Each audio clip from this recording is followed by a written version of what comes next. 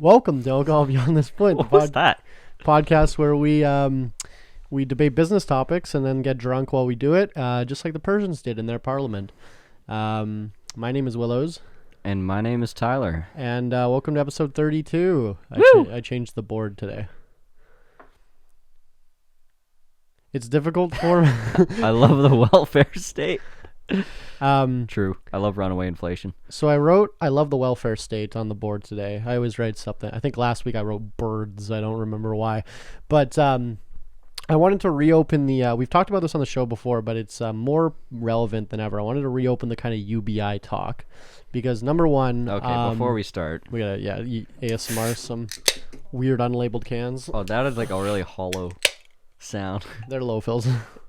Low fills for the unprofessionals is cans that don't get filled up all the way by the machinery. Yeah. Which means free booze, because they don't exist. So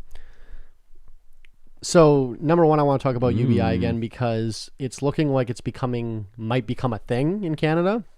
And number two, I think both of us have like completely gone off the deep end in support of UBI.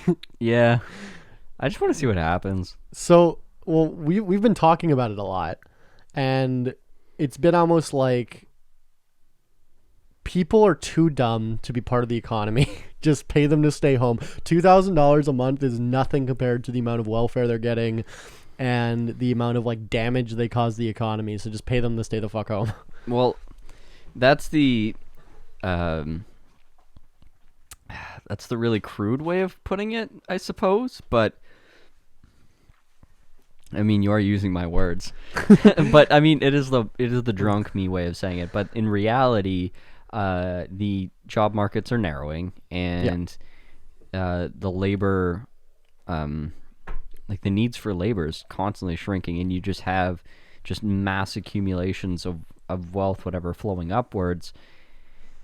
And, eventually you're going to have to start paying people so that they can buy bread, because every kingdom that's fallen, every great dynasty that's fallen, it's because they don't have a functional, I guess, lower and middle class. Because if you want to have a functional democracy, if you want to have a functional society, you got to have that social safety net, right? Just for the sake of stability. Because look at how fucking crazy stuff got with just a little bit of something, like with COVID.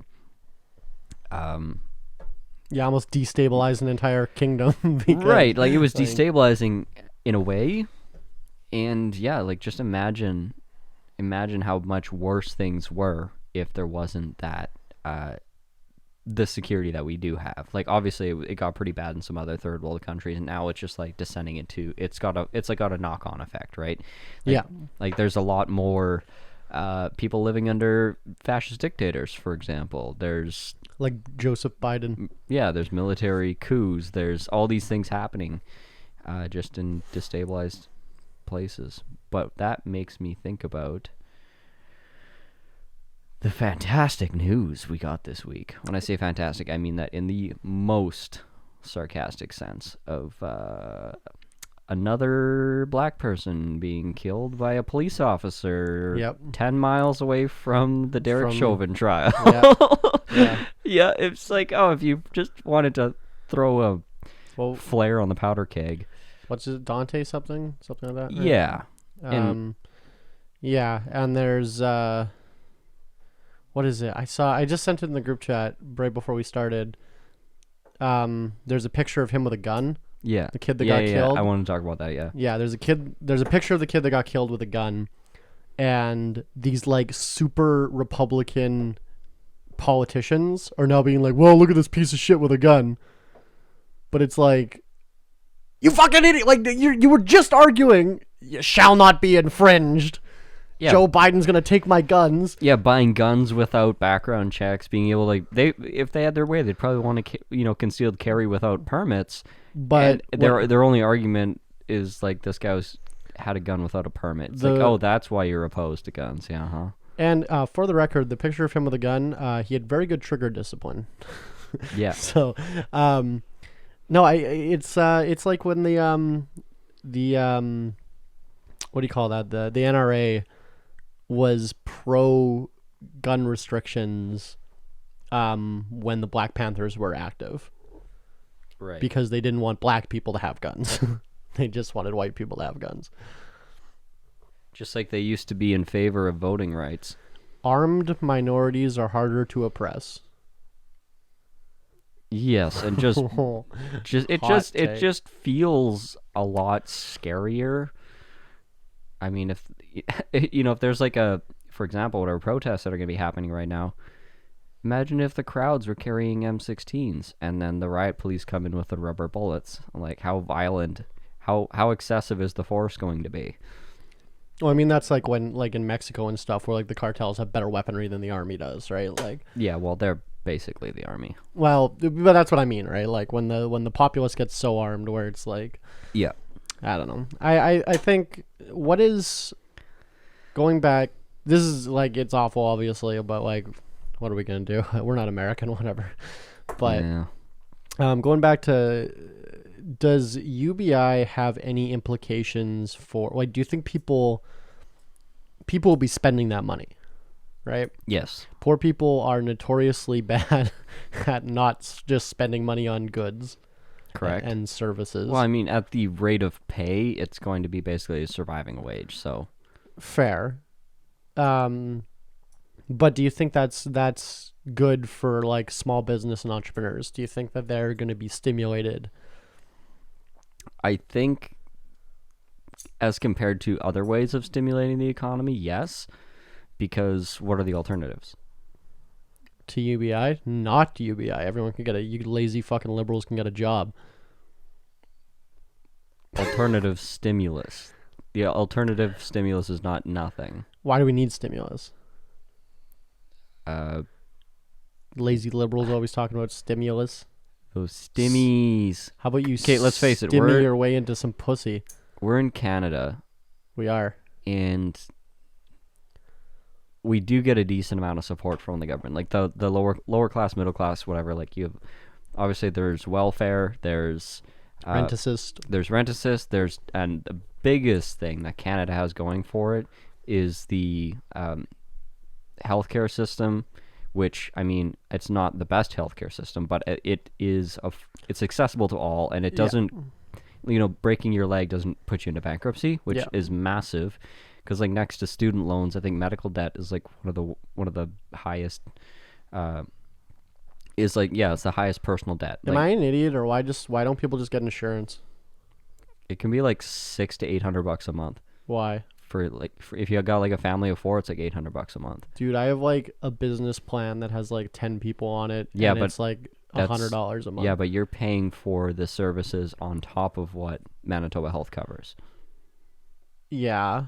So think about if Manitoba Health didn't exist, you would have to be absorbing that full amount. Yeah, but their car insurance is like the same or cheaper in the States. Right. And it's so not like but there's that's other- but that's you're missing the point. It's not the dollar amount. The dollar amount, when you account for our taxes we pay, it shakes out to probably about the same amount. The difference is people are really bad at saving money, so you need to take it off their taxes at the beginning.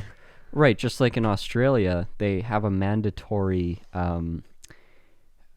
I think it's my buddy was just sending it. I think it's like a mandatory, like 9% or something comes off of your income up to a certain point. Like when you're whatever an employee, just like your taxes, 9% comes off your income, and it goes into an investment account for That's you. interesting. Yeah, so the government forces you to save, by like the richest man in Babylon type of principle. Yeah. So just like Canada forces higher taxes, but then does universal healthcare, it creates a ubiquitous state of stability. When you make it something that people opt into, it's not going to be always used. And like, Well, I guess like what I would much prefer personally, just having all my money and then spending it on the services that I want from the government. You know what I mean? right, but you can't think about yourself. Like that's I that's am always the only one always that- your mistake when you make these arguments, is you just think about yourself. And you're a business owner that likes to work a lot or can work a lot, and you're single and you don't have any dependents. if you're a single mother that works 2 part-time jobs and neither offer health care and you don't have enough money left over to pay for insurance, now it's a different story. That's What? like 30% of the population, right? Like, I guess, like, yeah, but and then that 30% stays in a cyclical state because they're constantly. But how much money is getting taken from their paychecks from taxes, and then they still don't have any health care? Like, I wouldn't, like, I'm not, I I'm would say not tax mad. rates vary per state. I'm not mad if the government actually provides the services that they say they're going to, but my taxes just go to bombing children in other countries. Like, and corporate bailouts. And, well, yeah, but like, I mean, there's no. as far as like percentage of GDP and stuff like that, we're not as bad as It's like some. I think it's still like 18% or something. Like, Defense spending in Canada is yeah, 18% of GDP. we just upped it a ton. Oh, that's right. Because Trump was like, I need all my allies to put in their fair share, and Trudeau was like, okay, daddy. The NATO requirement is 3%. Yeah, you can Google it, but I'm pretty sure it's high. Like, our healthcare is like 1 or 2 billion, I think. Oh, 100%. Like the another great argument that I heard today is like the Afghanistan and Iraq wars were over $5 trillion spent for the U.S. So that's $5 trillion with fucking insane casualty rates, and most of them non-combatants. Yep. And so they went and spent $5 trillion genociding a country with nothing to show for it at the end of the day. Nothing to show for it. And now they're... I mean, oil. Yeah, not really though. But now they're freaking the fuck out over a $1.7 trillion infrastructure bill for rebounding the economy after like a once in a generation economic and whatever civil disaster. Like, yeah, that's now they're talking about deficits. Like, fuck off. Well, yeah, it's conservatives always talk about cutting government spending until it's military spending, right? Right. Like, nobody cuts military spending. they're just hypocrites. Either like, side. Yeah. Well, yeah, because who wants to take away power from yourself, right? Like, it's the same way no president's gonna like cut their own power. It's like, why would you want to make your military like less, right? Like, right. Well, it's an arms race, and now a little, I guess, global policy corner. Russia's also ratcheting up its ground troops in Ukraine. So it's got 80,000 troops sitting in Ukraine and just mobilized a shit ton of armor and just ground troops, like enough to conquer a country at least. And they're like, oh, we're just testing our combat readiness. And China's been like doing airstrikes in the South China Sea, and yeah, and now they're moving troops to the border of Taiwan, and everyone's like, what's Biden gonna do? Like, it's basically that's what happens. Like, the new president comes in, they test the waters, and then what happens? They pass another defense bill. So, yeah, I'm the older I get, the more I'm just so disjointed with all this shit. Like, it's just there's nothing. Like, the fucking war machine keeps turning, right?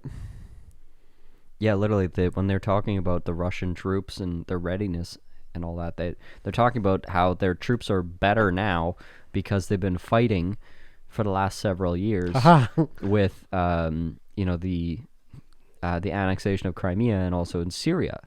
So because of that, all their generals are now like they're like now their military is blooded. Yeah.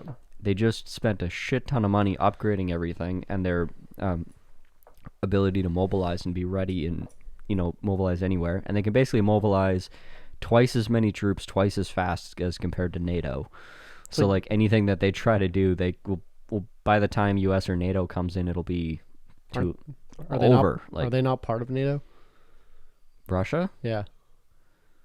I don't believe so. I think Russia's not a part of NATO. Russia is not a part of NATO. Wasn't Russia one of the founding members of like the UN? Because after World War II, we were all the winners were like, hello. No, like, NATO is very frequently opposed to Russia and Russian policy. Like, that's one of the vehicles that the U.S. uses, or one of the institutions that U.S. uses. Yeah, look. NATO members, Russia. Ah, okay, I stand corrected. Greenland's part of NATO? Well, yeah, they're a territory, right? Aren't we all? Oh yeah, I really fucked this up the last time. Greenland is a territory of Denmark. I don't think it is. It's its own thing. No, it's a territory of Denmark. Okay, well, get off your phone. That was a correction because that was bugging me. I said that. I fucking said that wrong. Oh, okay. We should. Why don't we? You're moving a lot. It's making me uncomfortable. Let's go into our segment we call Shot Caller, which is the part of the show where you, the audience, can pick the shot that we're gonna take. This episode, like many other episodes, has been sponsored by Pink Whitney Gin. Woo! Thank you, Barstool Sports and Pink Whitney, for sponsoring this episode. It's not gin. It is. Is it vodka? Is it? It's like a lemonade vodka. Oh. Well, that's why I hate it. Here you go. That's not. Before you take the Not shot, gin. I have someone to cheers to, Oh, and this will lead us into our next topic. fantastic! You came prepared. So, cheers, Bernie Madoff, who passed away today. Woo! Rest in peace, you savvy son of a bitch. So, Bernie Madoff, for those of you who do not know, still is the largest Ponzi scheme, or known Ponzi scheme, ever in history. Yeah. He defrauded, I think, like, at least scaled with inflation, like tens of billions of dollars from people. This was a long time ago, but like scaled with inflation.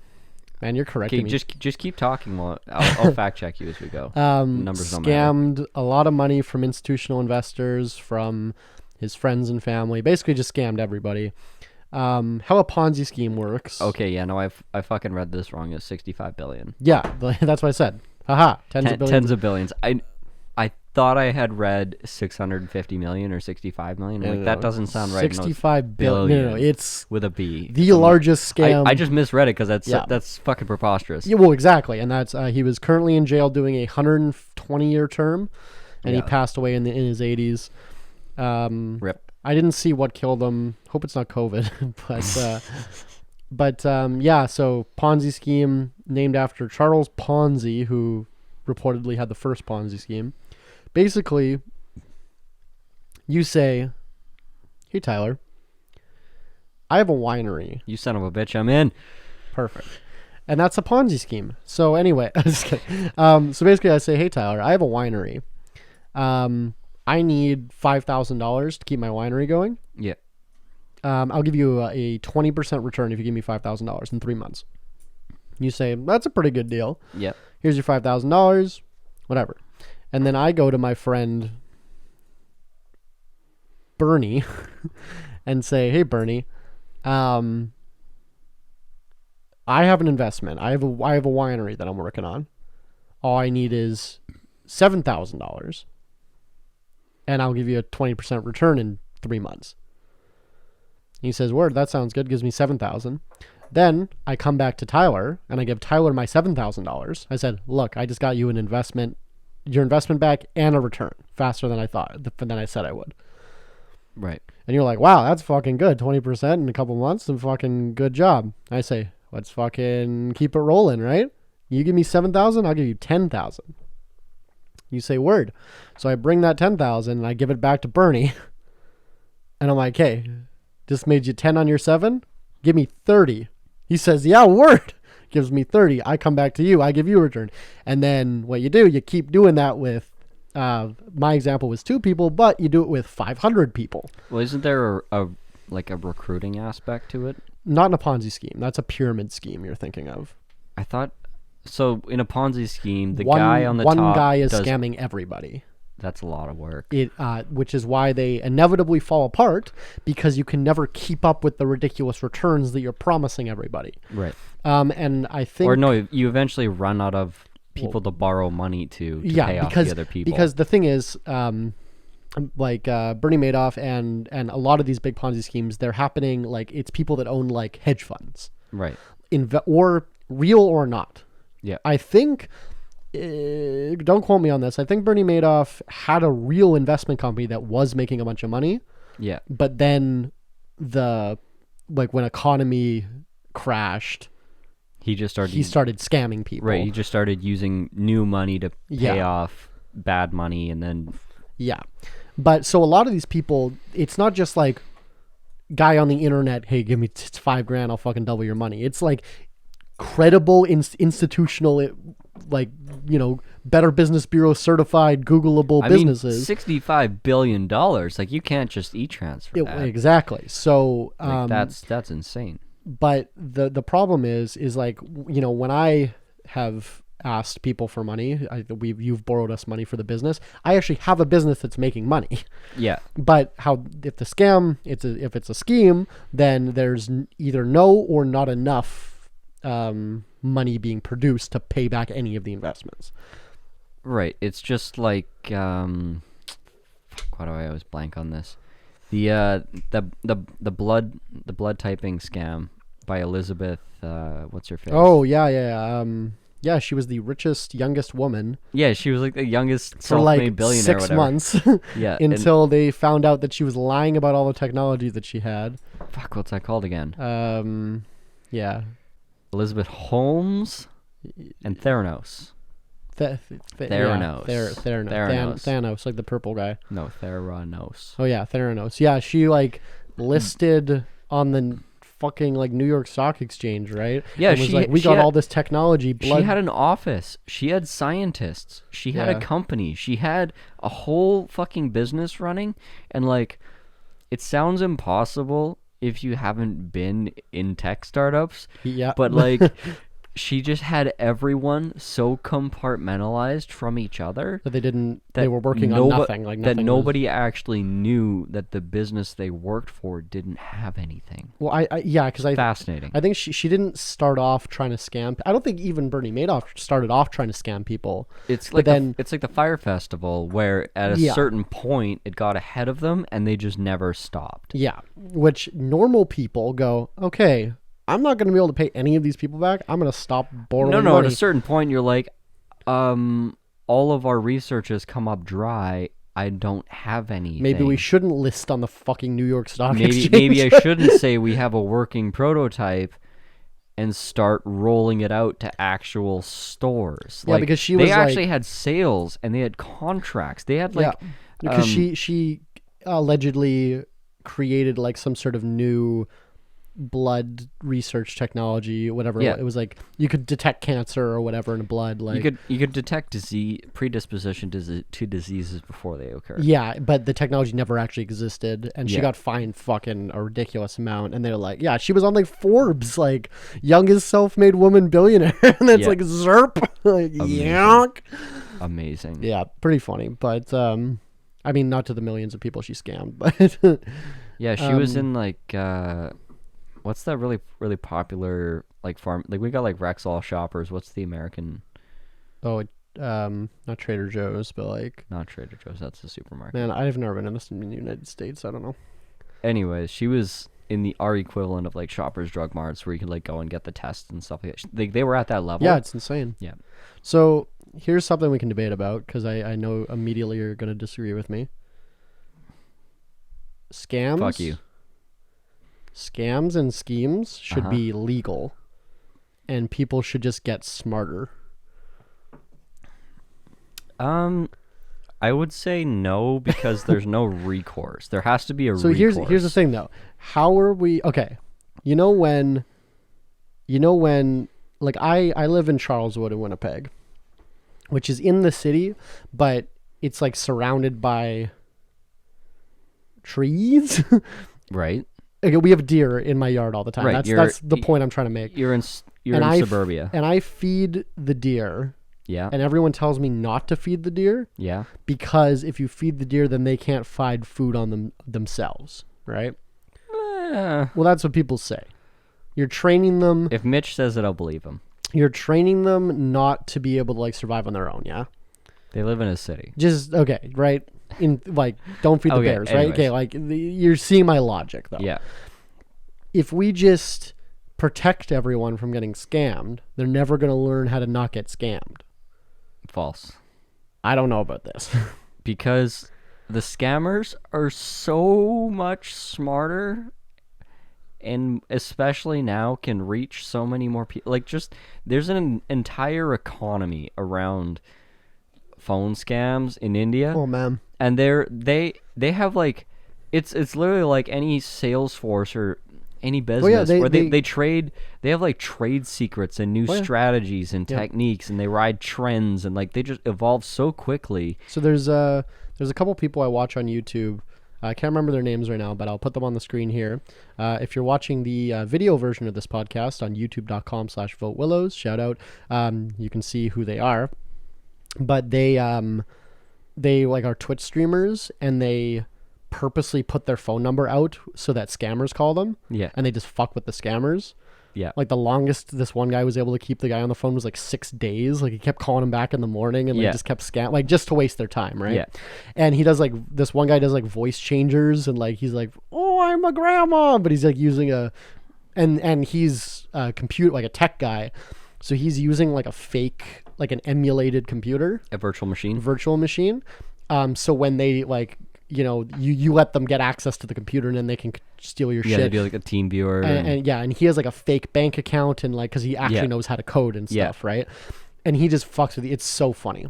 But there's this other guy that was able to like back hack the hackers. Yeah, no, he was on the New York Times. Yeah, and get access to their webcam. Yeah. He was like getting pictures of them. He was able to get their names, all this shit, and he actually gave it to like the Indian police, and they arrested some of these people. Yeah. Yeah, no, fascinating. I think he was on the Daily. Yeah. Well, that's cool. I didn't know that. But he was like, they didn't name him though. Okay. Here's his name again from YouTube, but I've seen a few of his videos. Super cool. But he was saying like you look like he was able to hack through this guy's webcam and see them, and it's like it looks like a fucking office. It's cubicles, like it. Yeah, just no, looks it's a like cubicle farm, and like I've listened to, or maybe it wasn't. Oh no, it was Al Jazeera. Maybe it was Al Jazeera. I don't know. It was one of these podcasts that I listened to. I listened to like Al Jazeera, Economist, and the Daily. Yeah, Those you're listening 14 hours a day of labor just listening to podcasts. Those are my daily cycles. Anyways, the fucking shit gets lost. yeah, it all gets muddled. But anyways, the reporter went and followed up on it, and actually like found this guy, interviewed him. That was a scammer, and just was finding out about like the culture and how these businesses operate, and just the ecosystem that exists in these cities. And it's pretty much, it's like one of the better job opportunities in terms of what it pays. That's for one. Like that's how I ended up working for the equivalent of that, but Canadian. I mean, it's like they provided value, but it's like still sus. In Canada, you have to like. There's a lot of scams out there, but they're not. The gray area. They're not just stealing money from you. They're the like, gray area, the scamming frontier for Canada, U.S. If you want to be able to be a successful grifter, you just gotta sell an intangible. You gotta sell coaching. You gotta sell like PDFs. You got to sell like the best thing to sell is like digital anything. Well, because then if it doesn't work for you, you're an idiot. It's your problem, right? Anything associated with marketing, anything associated with like become a real estate investor, for example, because you can't guarantee the results of the person's success, and they don't know whether your information is bullshit or not, because by definition, if they're coming to you, they don't have experience. But there's more protections in this country. But the courts also can't prove that your product isn't worth. They can't prove that's not worth the money you're charging. Well, that's the thing. It's not illegal to charge too much for something. Use an example. Like someone is selling a real estate course, right, for $10,000. Yeah. And in the real estate course, it tells you how to buy and sell houses. Right. I give you $10,000, and I get all the PDFs with all the information, and I read it, and I'm like, this doesn't make any fucking sense, and I sue you because I think you scammed me out of $10,000. As long as I don't misrepresent the product that I sold. Yeah, of course. Like overtly misrepresent it or give guarantees. Yeah. Which I mean, if number one, it's illegal to give guarantees. Yeah. So if you do that, you're wrong in the first place. But also, if there's going to be any recourse against you, you would have had to misrepresent the materials being sold. Mm-hmm. So like, for example, if I tell you that you're going to get, you know, a 10,000 page binder of this and this, and I just send you a PDF and a couple of recorded webinars, and you don't actually get what I said, Well, then that's false advertising. You get recourse. But if I do give you this 10,000 page document But and you it's just- just horse shit, But that's what I advertised. I didn't. buyer beware. Exactly. So you were telling a story yesterday when we had a phone call Yeah. about you were doing coach. You were paying for coaching for a bit. Yeah. And then you said that they like sent you shit that was like, I didn't sign up for this. You want to tell that story? Yeah, so I paid for a coaching program. I think it was like, It was a few years ago. I remember we knew each other. yeah, no, remember. we had it was probably like the year after we met. Yeah, it was a few years ago though. And whatever, I was making a bunch of money, and my boss told me, he's like, you need to go get a coach. And Yeah. I'm like, okay, fine, I can afford it right now. I'll go find myself a coach. So I did. And so I'm going to not identify this person by, Please don't. by gender or anything else. So I'll just say this person. Wait, pronouns are hard. Right.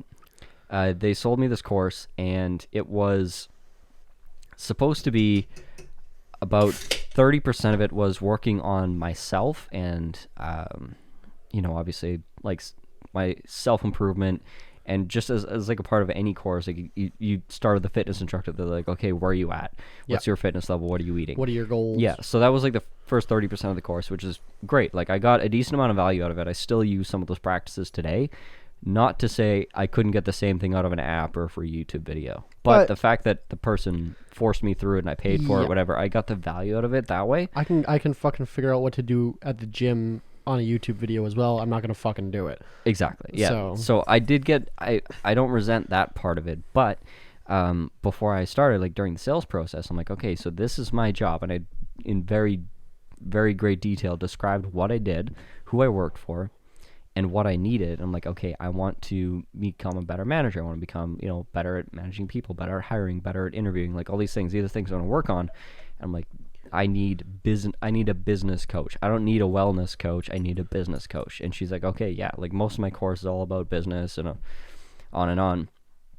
So we get through the self-improvement part, and she's like, okay, so that's the first section. Now we go to part 2, which is the business coaching. And then she starts sending me these documents and the homework and whatever for me to review for the next week.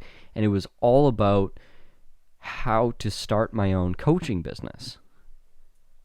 And I just get on the next call, and I'm like, what the fuck? I'm like, I told you explicitly, because I know this is what this person does as a primary thing, is like, you know, this is the again, back to the coaching grift, is the number one grift on Instagram is how to become an online influencer, how to become a coach, how to become a marketing coach. And they how don't to know become anything except how they teach. They don't know anything, but they get successful because they teach other people how to become successful. Right. Like, but the thing that they never teach is how they actually got successful. which is they by fake grifting, it till they make it, right? which is by grifting from idiots on the internet. Yeah, grifting 101. Yeah, Fake it till you make they it. don't tell you, like, you got to be a grifter to make it. Yeah. So I get to this point of the course, and I just fucking kicked it out the door. Like, unfortunately for my coach, is I guess they were probably used to selling to uninitiated people. Yeah. I was working for a savage fucking negotiator. Yeah. And a guy who says, like, you know, you don't get exactly what you want, don't fucking pay for it. Yeah. And I just tore this person apart, and never spoke to them again. And I left them holding the bag on like 70% of the coaching fees. Like, I consumed 30% of it, paid like less than I consumed up front, and then never made the second payment, because I'm like, you did not fulfill My contract. also, red flag, if they ask for 100% of the money up front before you've even sampled the product, Probably like, a scam? I'm not saying it's a scam. I'm just saying Red fucking flag. beware, because if you're uninitiated, Well, and especially if they tell you if they send you a contract that's 100 pages that you don't read and you just sign it, yeah. and it says in there, sorry, no refunds, you're fucking paying for this. Oh, Like, absolutely. Like, you know. what we would always say when I would sell this stuff was, if you don't pay the money up front, you're not committed. Which, Yeah. in a sense, is true, because if someone's going like, you pay as you go, pay as you consume, Yeah. they might just stop as soon as it gets hard or as soon as you hit a roadblock, which is usually around like the halfway point. People just give up and drop out, and then you lose out on half your money and you don't recuperate all your marketing costs and so on and so forth. But I guess like I've always been in product-based businesses, so it's different. So the problem with these grifts is the honest ones can't really be distinguished from the grifts. That's the fucking problem. The honest ones, they don't want to get scammed either. Right. They don't want to give you 50% of the fucking thing and then you disappear without paying them, right? Exactly. So that's why I was doing this, because I believe like in, obviously I've got ethics, I got a fucking conscience and all this, like, and I want to sell this product ethically. Just kidding. Yeah, your conscience pisses me off. And do what makes sense. And it made sense from the business standpoint. I would like defend some of these cases in court when, you know, someone who would dispute a sale. Successfully, mind you. Yeah. And it's because the reasoning was sound from both sides, from the seller and the buyer. Yeah. But it is indistinguishable from the next guy who's just trying to grift you. So it's the same experience for the customer. Here's a question I have for you. Do you feel like you were intentionally misled when you paid this person money? So they knew full well, because you laid it down before you paid them a cent, and before they gave you any content, you laid it down and said, this is what I want. I'm not trying to get any of this. They took your money. Yeah. And then I believe that they knew that they didn't have the content that they didn't have the I think they thought that they could bend their content to make it relevant for me. Yeah. And underestimated, I guess, the level of coaching that I needed, because I was not at the point of like how to conduct an interview. I was at the point of I've conducted 30 interviews and I've had minimal success with it. How do I improve? Yeah. Like I was at like level 2, 3 and was teaching intro to business. They were. Fuck. Bleep it out. I can bleep it out, yeah. Well, I guess, like, do you... Because I don't want to disparage any... Like, do you think professional and business coaching has its play? Like, do you think there is people that get value from professional coaching? Yes, but their primary focus and function is not usually coaching. Because I feel like... I get the best business coaching from people who would not waste a fucking minute coaching. They just help me because they like me and because they see potential in me and they spend time with me to help me. But if you ask them, would you ever be a business coach, they'd probably be like, fuck that. They're like, I got money to make. I have people ask me for business advice all the time, and I'm like, are you sure you want my advice? I don't fucking know what I'm talking about. Like, but you will give your advice to someone that you let's say you meet someone, or like maybe they reach out to you in a way that's compelling and they tell their story and you find them compelling, then you're going to help. Like, it has to be reciprocal, I think, to be functional, and there's nothing in it for them, and there's nothing in it, I think it's best when it's not money. Well, because when it becomes money, you're just a manager. You know what I mean? You're not a coach anymore. Well, because then you try to quantify the value of the coaching, and you try the time. I spent 2 hours with you, so I should get this. And I this should get out this of it. and this out of it. Yeah, and the coach is like, no, I gave you 2 hours of my full attention, and it's up to you to get the results. Now you get into like this contentious, like there's always going to be that tension, and someone's going to feel like they're getting ripped off. Rarely does it just work out. And then on the flip side, to make it a scale, this is where it falls apart. And not that coaching doesn't work, it doesn't scale. Because it's always you.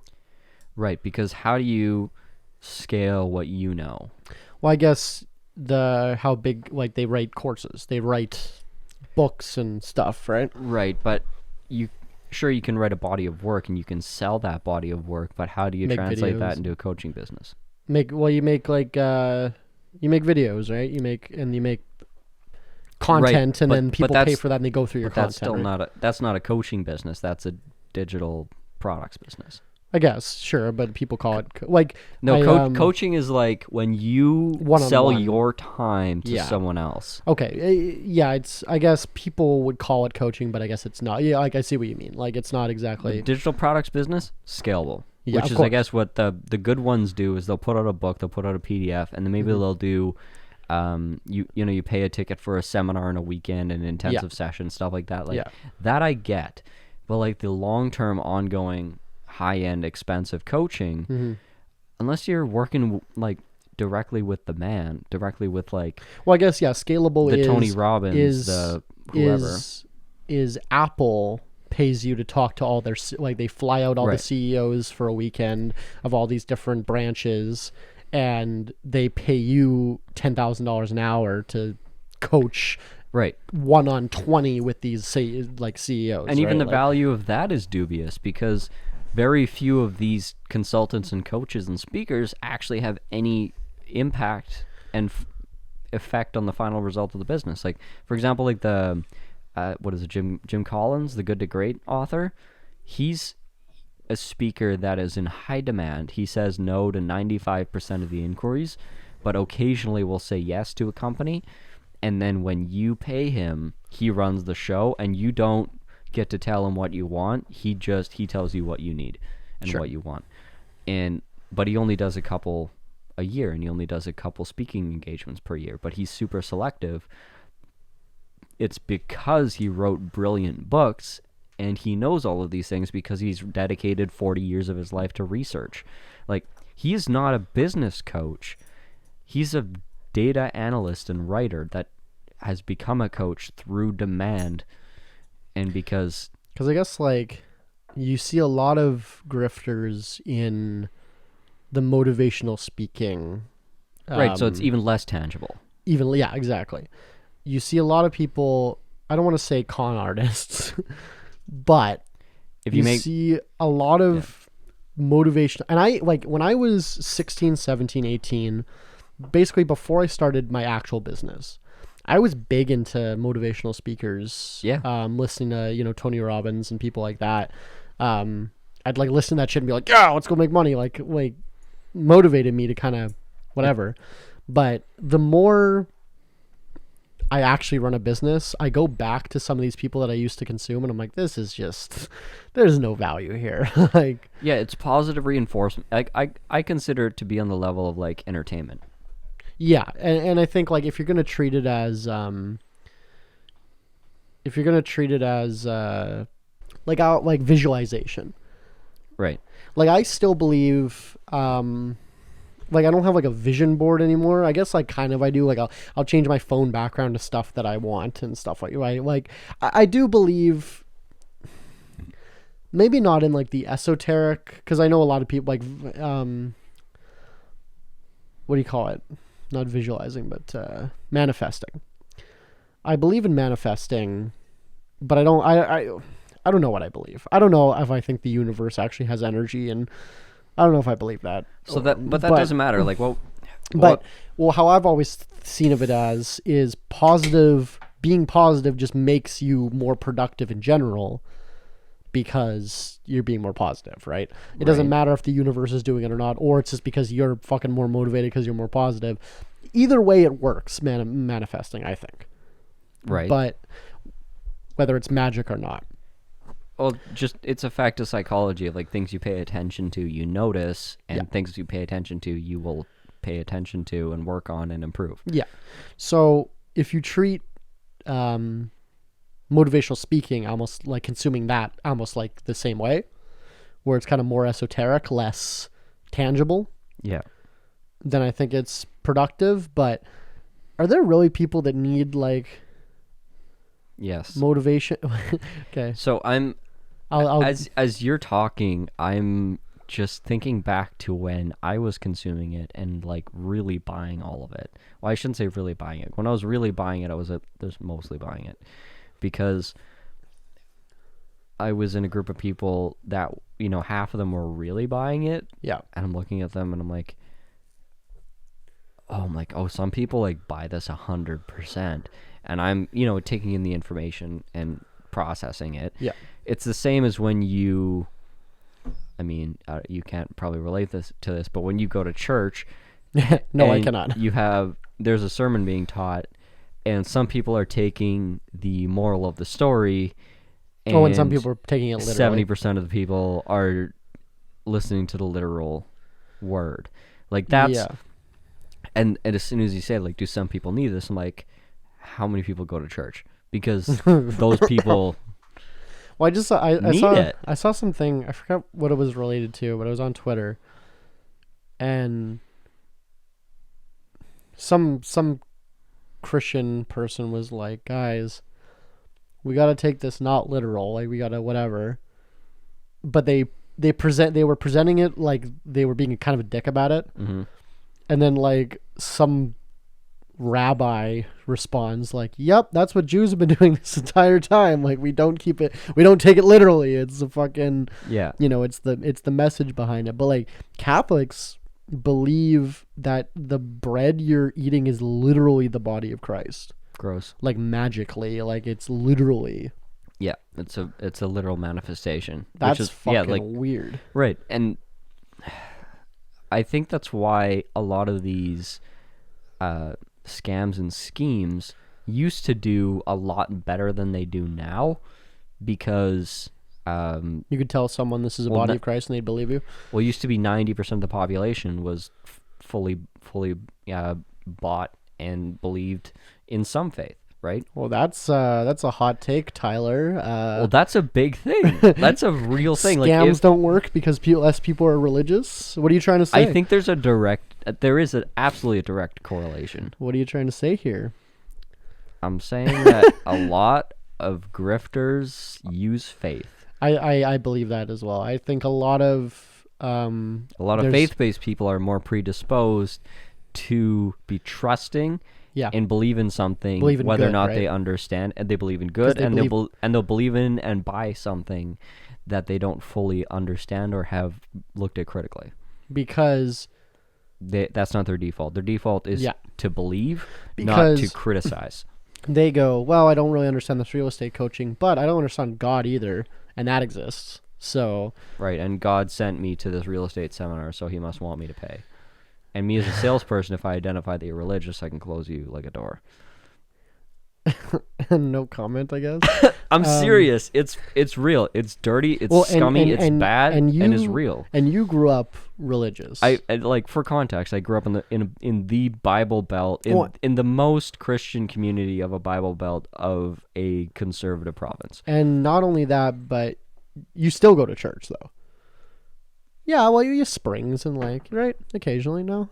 Not for like 2 years. Okay, well, that's fucking 10 years. I was going for entertainment value, but I just couldn't anymore. That's fair. The last time I went to church. Like, the grift just got so strong, I couldn't even pay attention. The last time I went to church, I remember, because my parents took us to church. Yeah. My parents aren't really religious, but my grandparents were.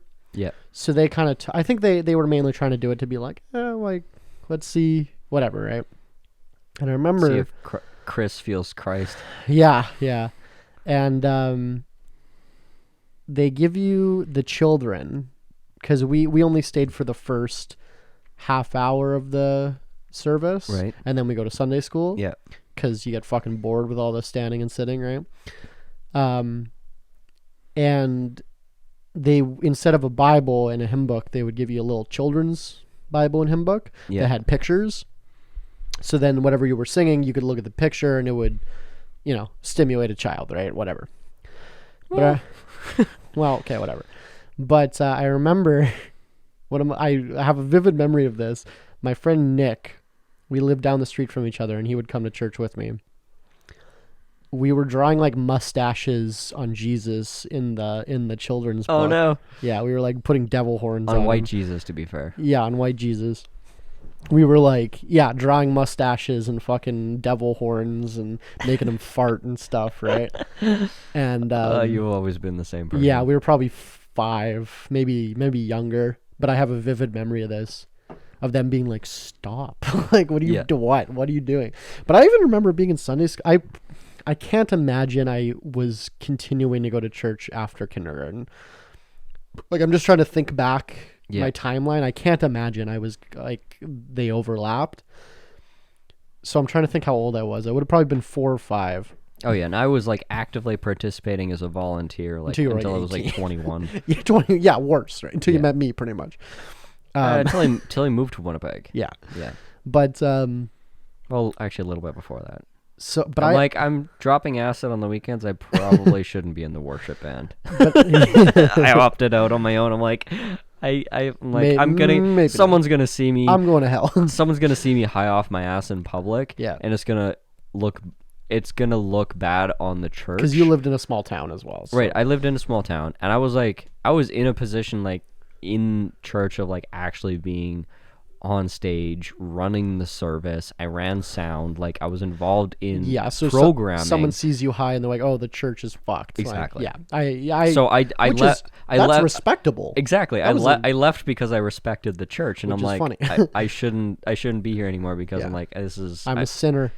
I didn't think of myself as a sinner. I'm like, I shouldn't represent the church. Which is respectable. Because I respect that. I don't believe what the church believes. Yeah. But I remember being in church in Sunday school. But I remember probably being 5 years old and like sitting, I can like still see it in my mind, like sitting in the fucking rec room of the John Black United Church and them telling us stories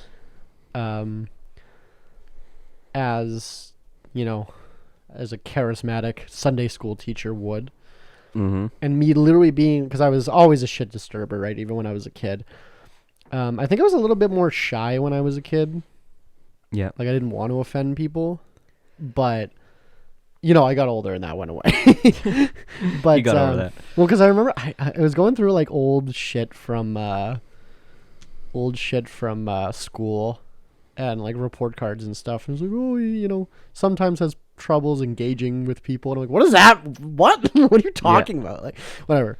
But I remember them telling me stories about like, you know, like Jesus coming back to life and stuff and walking on water and shit. And I would literally, like, even as a kid, I was like, huh?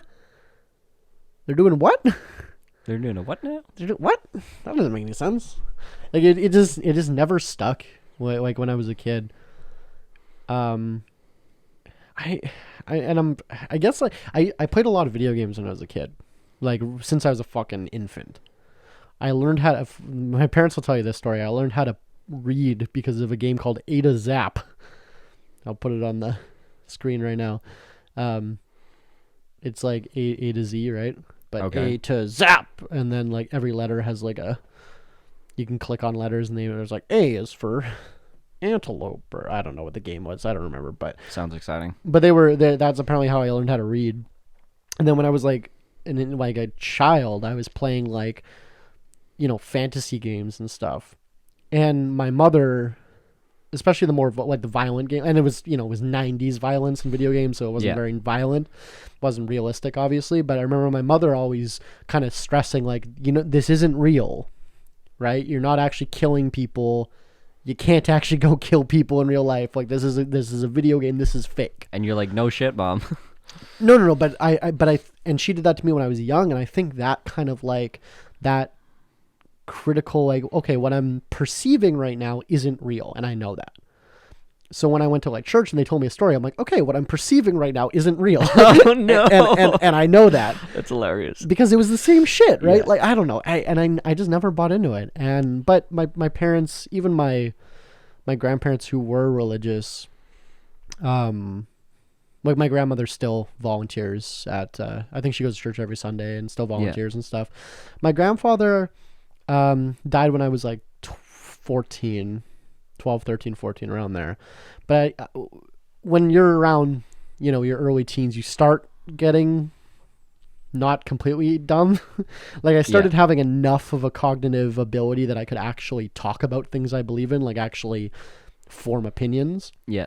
And I remember having some debates with him later in his life about religion and stuff, because I didn't really, I was like, oh, I'm a fucking atheist, like all this, right?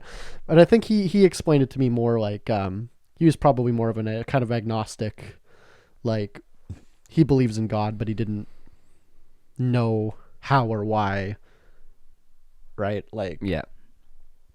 and how I always kind of interpreted, like, is if, because I always thought it was stupid that I'm like, okay, like, 40,000 years of human beings and probably that many religions, and this one's the right one. Like, we got it right this time. Right. 10,000 years of Greek pantheon, and fucking, but Christianity that happened way later, that's correct. That's one's right. Right. Never mind the fact that it doesn't account for most of the population that existed at the time, and like, yeah, like it never made sense to me that this is, like, in a vacuum, this one thing, because the world's going to keep going on after we all die, right? Yeah. And maybe there's going to be a brand new religion, right? That happens in a long time, right? Like, why is this one the one that's real? That never made sense to me. It just seems like, I think humanity in general is going to move away from it. Well, I think something in like a lot of ways, like it's gonna move to like conservatism in itself as its own fucking religion at this point. 0.00% of like Swedish 18 to 24-year-olds identified themselves as religious. I think America's down to like a third, which is good for them because they're the most like. Yeah, well, I mean, there's a lot of European countries that are going further and further to the right, but they're not necessarily religious right. Yeah. The European, like, Poland right is different than American right. Like, yeah. It's interesting, but I don't know, man. Like, today the Daily covered how the religious right in the U.S., they talk about like, we are being marginalized, we are being overrun by the liberals, like these libtards are progressing or are oppressing us with their progressive agendas, legalizing gay marriage, blah blah blah. But the reality is, like, whatever it is in the media, whatever it is in real life, Christians get all kinds of legal exceptions. And what has happened in the last couple of years with the new justices that Trump elected, that are all conservative Christians, for example, if there's like with the lockdown restrictions, this is the latest one in California, sure, where people wanted to be able to have like Bible studies or church in their home, and they didn't want to abide by the I think they have a 3 household rule. You can have 3 households over at a time. Okay. And they wanted to go more than that. Yeah. And they argued that not being able to do that was a violation of their religious freedoms, their Second Amendment. So the ruling at the end of the day was in favor of these people having more than 3 people, because, and this was their justification, if there is any exception to these types of rules, we must also allow an exception for the church. So they broadened their definition of exceptions to, the supermarket is busy, therefore you can have church in your home. Well, even here, but I'll finish the statement. Yeah. So there was 1 or 2 of the justices dissented, and the dissent said, it is not the court's responsibility to compare apples to watermelons. Church and state, baby. Right. It's not the church's responsibility to compare apples to watermelons. The restrictions laws apply equally to everyone. And this is where people get religious rights and freedoms wrong, is you have the right to not be discriminated against. You have the freedom to exercise your religion as freely as anyone else can exercise their opinion. Yeah. What it doesn't include is your ability to break laws because it's okay in your religion, right? Well, that's not constitutional. But now that's being eroded. What if my religion is killing people? Exactly. Like, that's what is being granted. Like, I'm a Mandalorian. Weapons are my religion. Right. So in the context, this is a good exercise. So in the context of the current whatever Supreme Court as it is, they would say, for this argument's sake, not for long, is okay. So the police can kill people when they feel a little skittish. So I should be able to. The military can kill people when they're across an imaginary line. Good argument. Therefore, I should be able to you kill should people. be able to kill people. Good argument. I like it. Let's do it.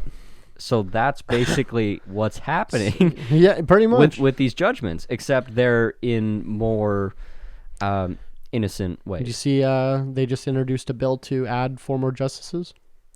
Yes. So that happened like an hour ago.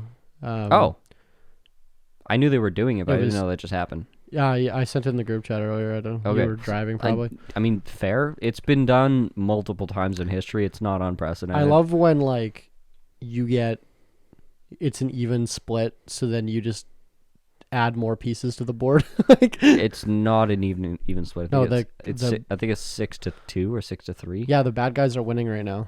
Wait, no, the good guys are winning right now. The conservatives are. Yeah, Amy Cohen dominating. Barrett and the rapist guy. Mm-hmm. Just kidding. It was just the Devil's Triangle. That's a drinking game. It's fine. Man, But adding What's that guy's justices, adding justices, Kavanaugh. is whatever. Yeah, Kavanaugh. I don't care. He got fucking eviscerated. isn't he won? Yeah, no, he got in. Yeah, so whatever. Well, it's because the Republicans controlled the Senate, so he was able to get through. But he got grilled on the cross he got examination. destroyed. Well, because he had a fucking male female threesome in college, and they were fucking slut shaming him. This is ridiculous.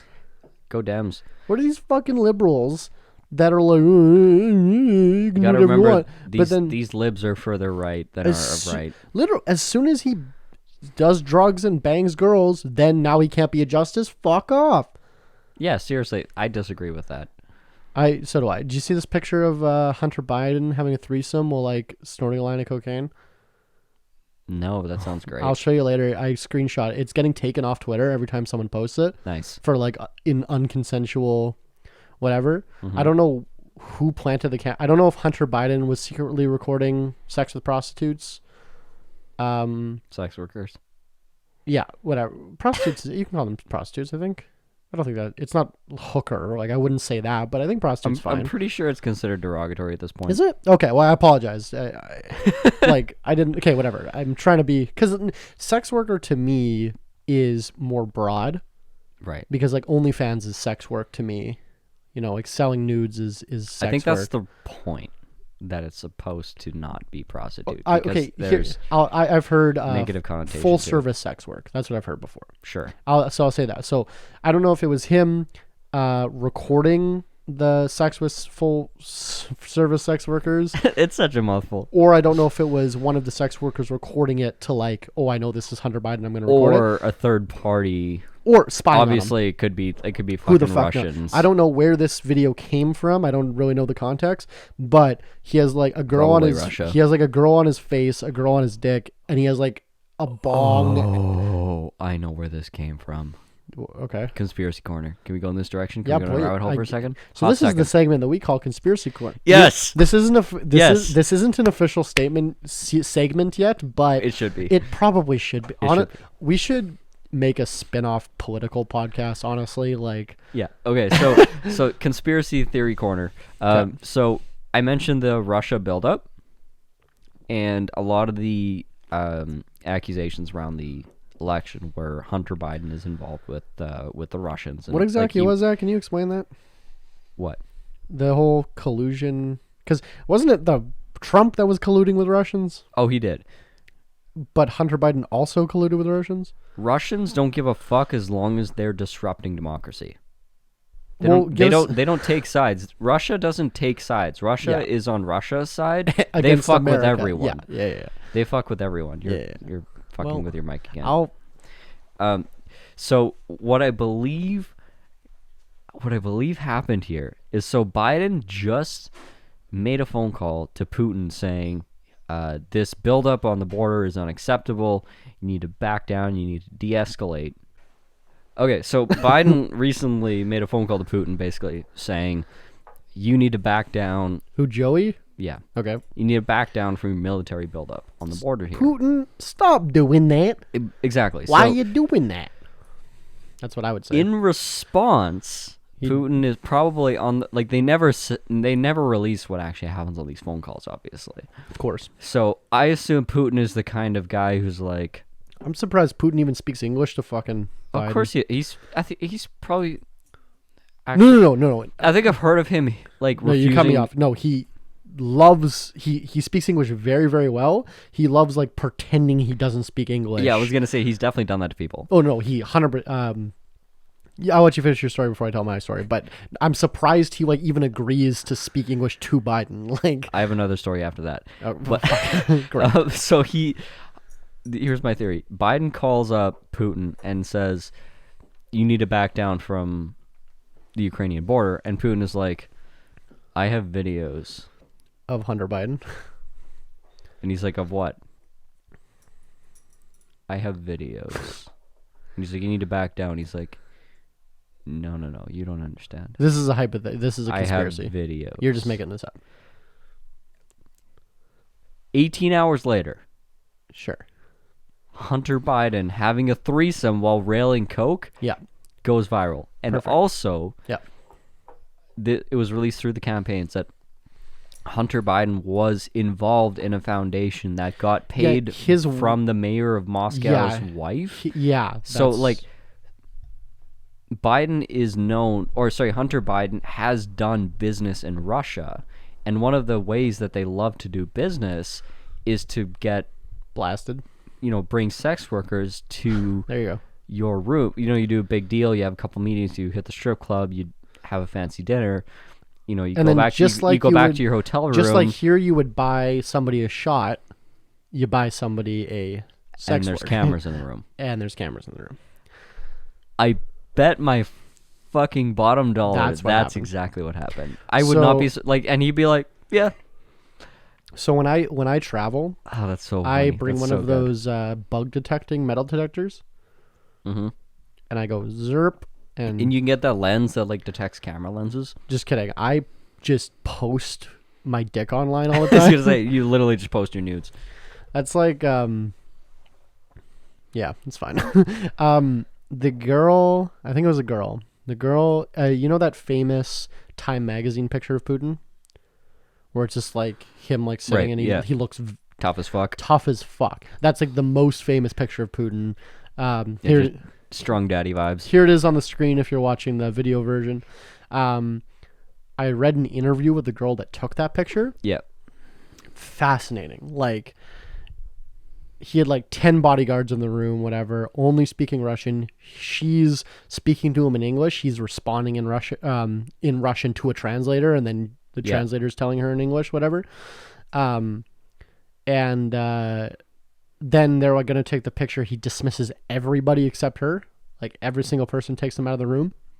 And then, like, I think as soon as they leave, he starts speaking English.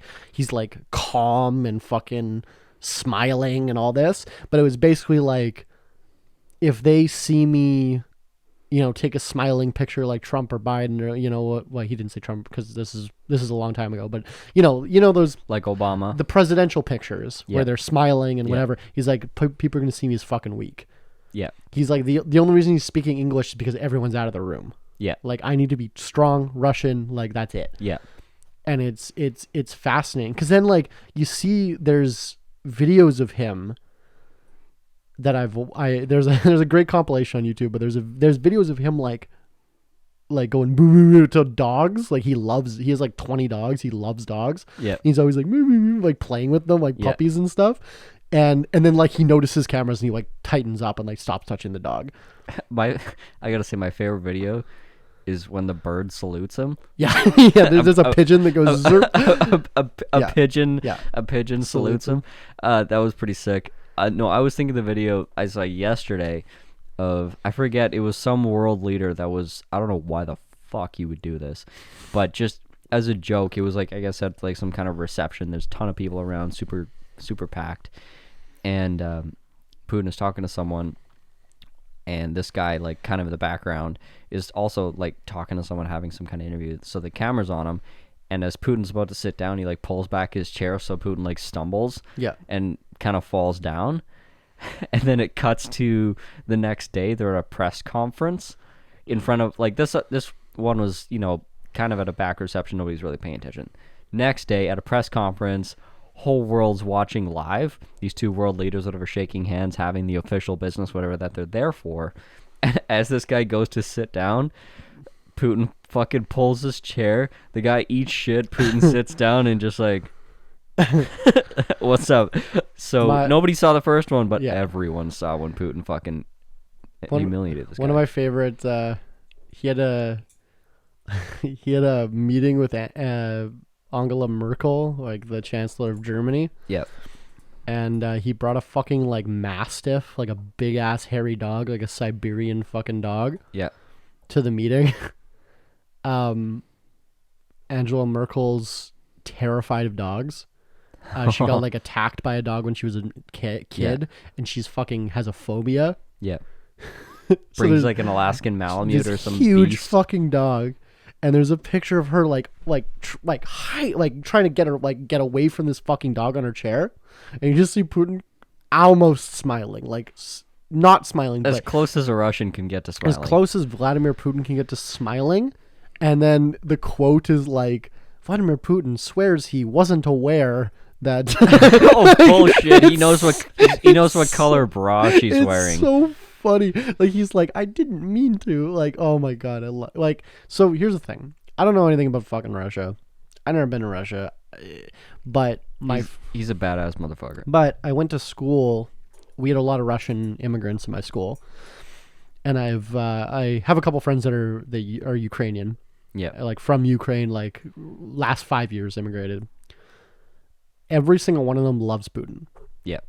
But then you watch the news here, and it's like, he's the most hated fucking, he's a dictator, he's whatever. And, he's probably having political dissonance killed. Oh, 100%. He's probably doing some sketchy shit. Yeah, same with Clinton's. Fair. Probably worse. It's fucking Russia, right? Yeah, well. But, at a certain point, approval rating... His approval rating has been very really, high. really high. To be fair, it's now Kim Jong-un's approval rating is 100%, right? That's fair.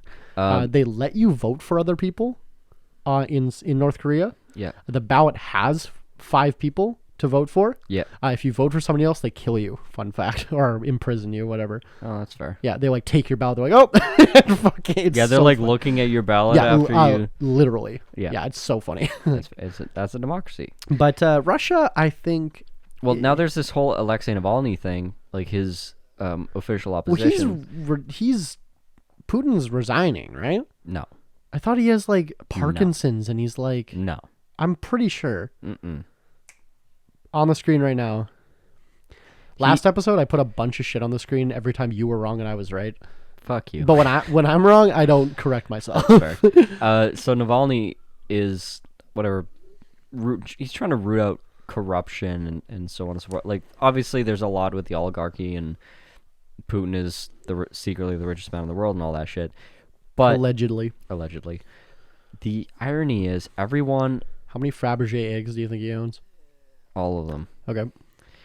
I think the irony is the American left primarily is the one that are cheering for him because he's like anti-corruption, anti-establishment. Not Putin. The other guy. They're pro. They're pro. No, they are not. They're pro Tyler. Navalny, and now that he was poisoned with fucking Novichok, and now he's been thrown in a labor camp, and he's almost dead. Oh, of course. Maybe that's what you were reading.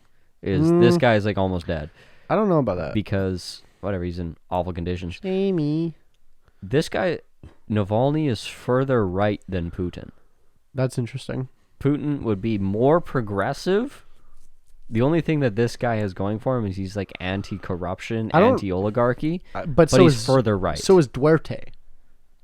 Right? Duarte's throwing drug dealers out of helicopters. Right. Did you see this? And his approval rate's like 80%. Duarte's like... Dude, he's the Filipino. Yeah, Duterte. Is he I thought Duarte is how I always pronounce that. I'm not sure. I'm gonna look it up while you talk. Is he a dictator? Technically, effectively, yeah. So he's the Filipino dictator, and there's these motorcycle gangs. Yep. That bike around murdering drug dealers. And he's one of them. Apparently, he puts on a mask and joins the motorcycle gangs. And he says this on TV, and he has an 80% approval rating. It's insane. He's like, yeah, I've thrown a drug dealer out of a helicopter before, and I'll do it again. but that's what I mean, like anti-corruption far right, right? Yeah, Same no, kind of idea. And he talks about like he ran on the platform. I'm going to shoot Rodrigo drug dealers. Duterte. I always say Duerte. Duterte. Okay.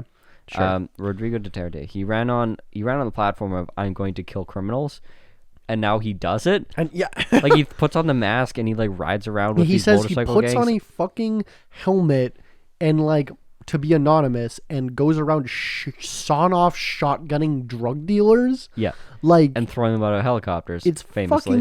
fucking yeah. Apparently, someone was like, I think he's talked about it. well, no, yeah, it was like on stage. Someone asked him about, or something came up, and he was like, "Yeah, I've thrown a drug dealer out of a helicopter, and I'll fucking do it again." Like everyone's Yeah. like, "Ah!" Like, Yeah, they love It's it. crazy. They love it. It's crazy. But also the Philippines is like very far right, so like drugs, you might as well be the Antichrist. Well, they're very religious in the Philippines. Yeah, it's very conservative. Fun A lot fact. of conservatism. Fun fact: Winnipeg, Manitoba, has the largest Filipino population outside of the Philippines. Yep. Yeah. 15% of our population is Filipino. Yep. Now we have 2 Jollibees. We do have 2 Jollibees now. Yeah. Jollibee is lit. Jollibee, for reference, is like the McDonald's of the Philippines. It's like, well, They're bigger than McDonald's in the more Philippines. like Popeyes of the Philippines, No, right? they're bigger than McDonald's. No, they do like it's more chicken though. Okay, right? no, I'm saying like in terms of scale Oh, and okay. brand. I was gonna say it's like Popeyes, but It's like Popeyes Filipino. plus spaghetti. because Philippines. They don't have French fries. Yeah. You get spaghetti. It's weird. You get Yeah, I like don't- you get Philippines- chicken. You get chicken with a side of spaghetti. Chicken It's adobo, the weirdest thing. baby. Philippines lit, but Oh, I love going. You got to go into a Jollibee. Like Yeah. if you've never been inside one, I've only you been in have the to, drive-through. because like if you go inside, it's like they have like that Jollibee, like they have the theme song Okay. playing On loop. over this. Like it's like a high energy place. Dude, I killed myself. There's this high energy music playing in the background. Everyone behind the counter is like just bouncing around for some reason. There's like 49 people behind the counter just Yeah. running around, and it's just like there's a genius. Like it's got a cult following because you go in there and it's just like it's a vibe. Like Yeah. you're in Jollibee now. Yeah. You're in Which is the place. I don't know if you've ever been to Chipotle. Yeah. We don't have them in Canada, Yeah, but I have. in America. Yeah. But they are purposely supposed to be very nice to you Yeah. because they're like a religious Oh business. yeah, it's Christian board. but they're always like they're like they the things they say, they don't just say like have a nice day. They're like, I don't know, I give Bless them, you. but it's Something like like that. it's like makes you feel so good. It's like, Yeah. oh, you like, thank you for you personally. You know, I don't know what it is, but that's like their vibe, right? Yeah. No, I'm talking about Chick-fil-A. Chick-fil-A. I'm drunk. You are sorry. thinking Chick-fil-A. Before you stop writing your comment, I corrected I myself. was visualizing and I'm like, I went to this in Minnesota. No, I and I'm literally- like, it was not Chipotle. Okay, I was literally envisioning myself inside of a Chick-fil-A. Yeah, me too. Saying Chipotle, being like, yeah, Chipotle chicken sandwiches, that makes sense. No, Chipotle is an awesome burrito place. Yeah. No, Chipotle's lit. Chick-fil-A is what I'm talking about. yeah, I was visualizing myself in like the University of Cleveland. Or sorry, University of Ohio campus, Chipotle. Chipotle or Chick-fil-A? Chipotle. Okay. We're not talking about Chipotle anymore. I Chick-fil-A. don't want Chipotle Chick-fil-A has like a vibe that's like they're so nice to you. Yeah. And they make you feel so valued because they're like a Christian, whatever. Same kind of idea where they have like a vibe that's more than just McDonald's. Where They it's like, spend what the fuck? so much money on anti-gay campaigns. It's fine. Is it? I'm sure fucking Jollibee has too. Have you met Oh, the probably. Philippines? I hate it's- Jollibee, man. I had their food one time, and Really? I'm like, I want It's not too gravy bad. and fries with my chicken, I had, like, and a all I ch- can get is spaghetti. I had like a chicken sandwich. It was pretty good. Okay, fair. Like, the food was not bad. Their menu confused me, and I didn't like it. So foreign food confuses you and you don't like it. No, it wasn't foreign food. It was like Well, they have to shitty American 'cause food they have to- combined with other shitty American food because they in have a to weird way. westernize, right? That's the point. it Yeah, was like yeah. Western. It would be like going and getting mashed potatoes with your Subway sandwich. So I was about to say a little bit ago, I was going to say Filipinos are hard workers. Yeah. Is that problematic? even if I'm even if I'm complimenting. I don't know. That's a good question. Is it problematic if you're generalizing, but a- I'm complimenting them. yeah, positively generalizing? Yeah. I'm going to say yes, that is problematic. Probably. Because I'm generalizing. Yeah, because you're generalizing, yeah. Like Mennonites are hard workers. Period. That's not generalizing. They just are. Just kidding. That's like but that is like cultural. That's like Have you ever met a that's like Mennonite that's fundamental- not a hard worker? That's like fundamental. Yes. But no, but like all Yes, I have all several. okay, fair. You. But all the Filipinos that I have met have been very, very hardworking individuals, very proud people. Like, I think a lot of Asian cultures, though, yeah. take a lot of pride in their work, in their. They have a lot more ingrained respect than I think American cultures do. Like Fear of authority. Like America, Canada is mainly what I'm. We're just a bunch of stupid libs. Yeah. His but not even that. But like, going back to Japan 5,000 years ago, you'd fucking seppuku yourself if you dishonored your master, right? Right. And that goes to like that's why China has been wearing masks in public for fucking 20 years, for longer, probably 50 years, because if you get somebody else sick, that's like dishonor on you.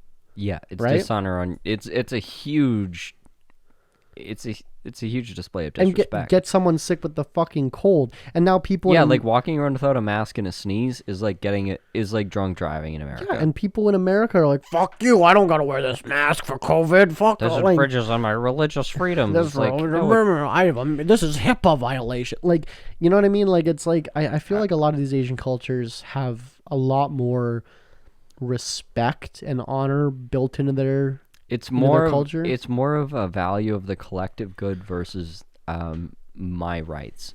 It's what is good for the community, what is good for the nation, and China is excellent at this.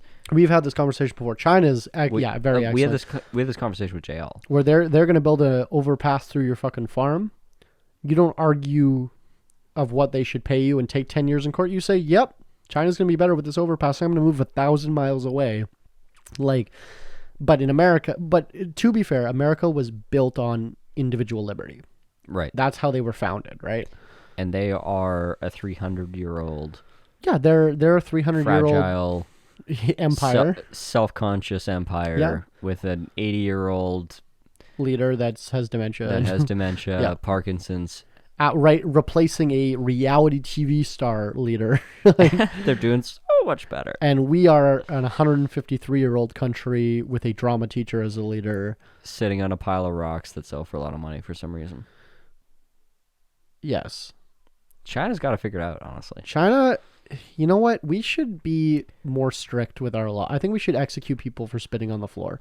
You know, I was looking up being facetious. I was looking up the history of Sri Lanka because Carly's, like my girlfriend's workplace, there's a Sri Lankan woman who's retiring this week, so they're doing like a bunch of dinners and stuff like that, and she's like, I think I really like their food, and we should go there one day. I don't think I've ever had Sri Lankan food. So it's similar to Indian, so it's just right. It's a small island off of India. Fucking love curry and shit. So yeah, no, it's definitely a lot of that. Sri Lanka is to India how Madagascar is to Africa. True. Boom. And Cuba is to Cuba. No, never mind. Cuba is to America. Yeah. Like Hawaii is to Canada. Wait. Fuck you, man. And I was looking up the history. That wasn't a racist Cuban accent. That was a Scarface accent. Sorry. I thought I should context that before. I'm just like, oh, I'm doing a generic Cuban accent. You fucking cockroaches. It's a Pacino. Pacino's Italian. Fuck off. He can do the accent. I can't. Yeah, it's fine. Delete your comment. Third time today. So I'm fucking drunk. Anyways, I don't know how. Sri Lanka. Want to take another shot, buddy? Sure. So they, the state that they live in as today is only like since 1978. the current constitution. That's the year I was born. Right, their independence from British rule was 2 days ago. Was 1948, and I think their British occupation was like in the 1600s. But sorry, not to 1600s, 18 something. But when they actually started as a nation or as a kingdom was 567 BC. Yeah, wow. And I'm like, that's a almost 2,600-year-old civilization. Holy shit! Like they haven't changed a lot. Like they've adopted English and all these other things. But they're just kind of like an isolated paradise. I don't hear anything about Sri Lanka. Well, here's why. Like they have, they only work 9 to 10 months out of the year. Okay. So do I. You get like all of March off, and you get like all of all of August off. Because March, the Beaver Festival. Yeah.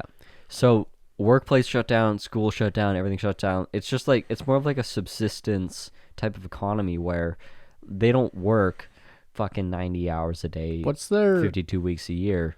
They work as much as they need to, but it's like it's super laid back. What's their I wonder what their chief export is. Okay, yeah. So textiles and apparel is number 1. Tea and spices. Textiles, that actually makes sense now that I think about it, because I think I have a suit that's made in Sri Lanka. Right, it's like Taiwan. Okay, so textiles is number 1 does it have percentage? I'm just looking at an overview. Sure, whatever. Okay, textiles is number 1.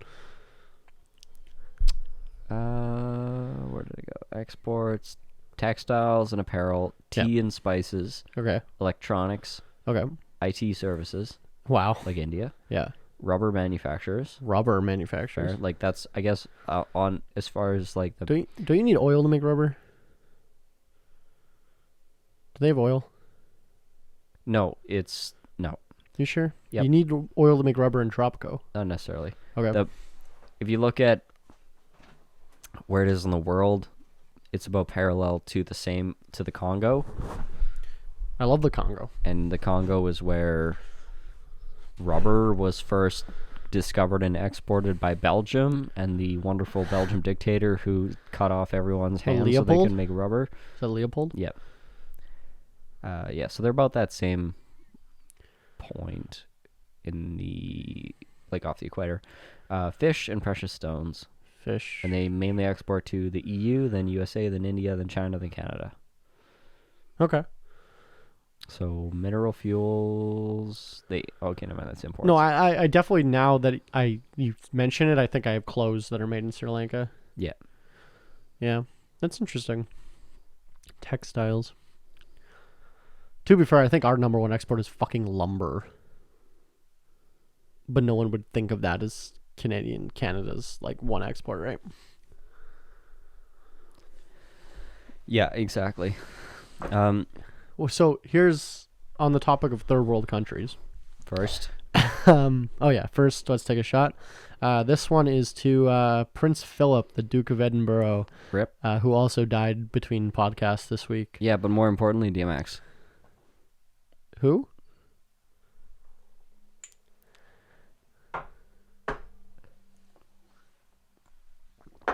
Cheers to colonization. Where the hood at? I like DMX, for the record. I was kidding when I said who. He smiled, but that was not for the visual. For the people that don't watch the video version of this podcast, which is most of you. Follow us. No. Just keep listening on Spotify. It's fine. But that was a little visual joke I made.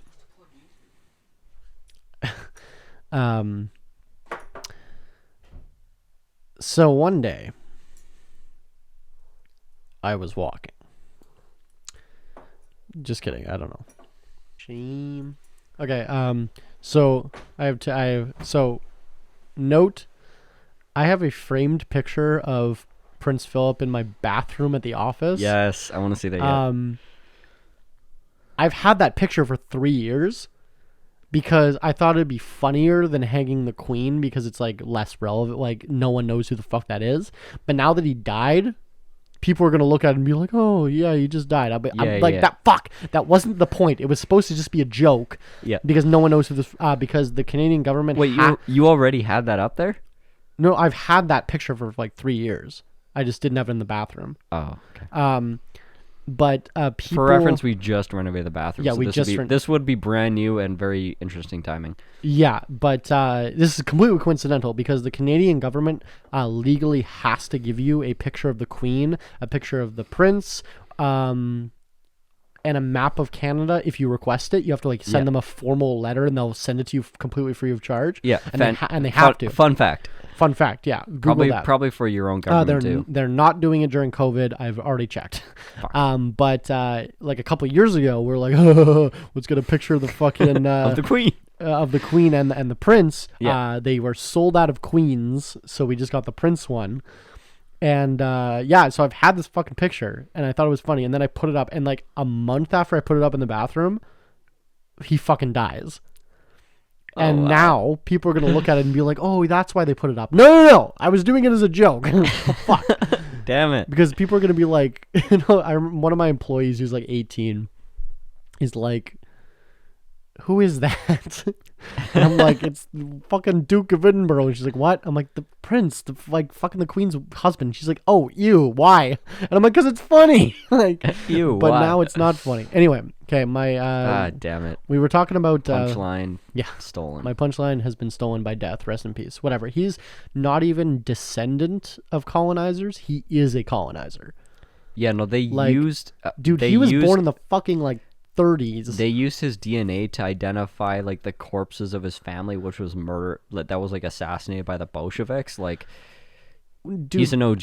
Dude, this guy is like born in the 30s, and the UK, the last time they colonized a fucking nation was like 75, like 1922. Yeah, like dude, this guy was the one taking over the Caribbean and the fucking Africa. Like, yeah, no, it's not his descendants. It's like he's a colonizer. Yeah, fuck off. He is a colonizer, and like never took an anti-racist stance. I'll say that because he was too old.